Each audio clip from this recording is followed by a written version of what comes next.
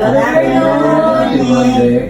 Today, Happy Valentine's Day. Happy Valentine's Day. The Gospel is all about Luke chapter 6. We will be celebrating the love of God by following His command. True discipleship. You will be discipling each one of you with the message of God that you received. Ready?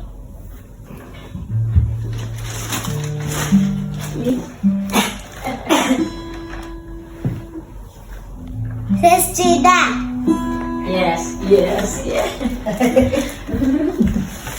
Thank you, Sister. can you open? Open. Okay, I'll open. I also believe. Wow, thank you, Sister Mick. Who do you love now? For you will worm and whip. Who do you are well fed now? For you will go hungry. Magpakain tayo sa iba, magbigay tayo sa iba, sa mga nangangailangan, yung mga nagugutom. Kung tayo madamot, mag-share tayo sa blessing natin kung meron tayo. Ate Divella.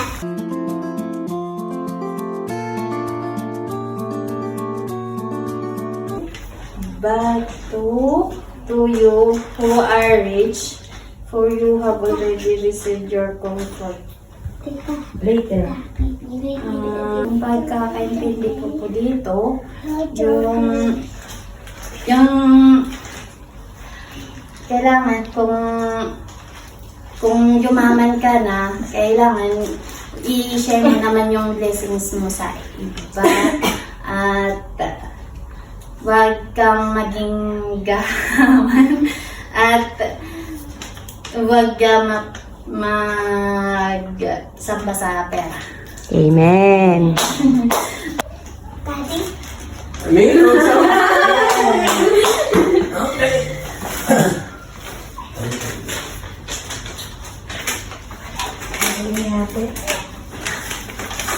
Oh. Blessed are you who are poor, for you is the kingdom of God. Ay, pinagpala kayo mahirap, buti lang yung mahirap ako. Subalit mayaman ako sa karya ng Diyos. Amen. Huwag daw kayo malungkot kung kayo naghihirap. Sapagkat, di ba na mahirap tayo, basta sa karya ng langit mayaman tayo sa pag-ibig. Amen. Thank you. That's mine. I'm big.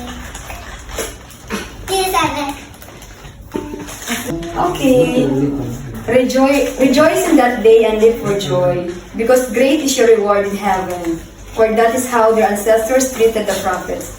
Magsaya daw tayo at magalak kasi yung reward natin is nasa heaven. Diba sabi nga natin, yung mga pagpapagal nga natin dito sa pag-serve kay God, hindi man natin makuha dito, may naghihintay naman na blessing sa atin in heaven. Amen.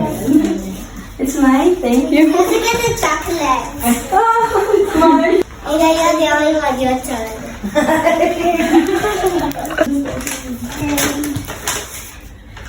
Blessed are you when people hate you, when they exclude you and insult you, and reject your name as evil because of the Son of Man.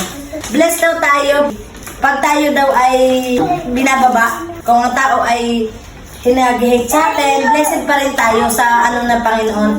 Kasi sabi nga, ang binababa ay tinataas ni Lord. Tapos when they exclude you and insult you and reject your name as evil. Tapos, di ba, marami minsan na-insulto tayo, nag-serve tayo, di ba, nag-serve tayo, nabamahay-mahay tayo ng Holy Family.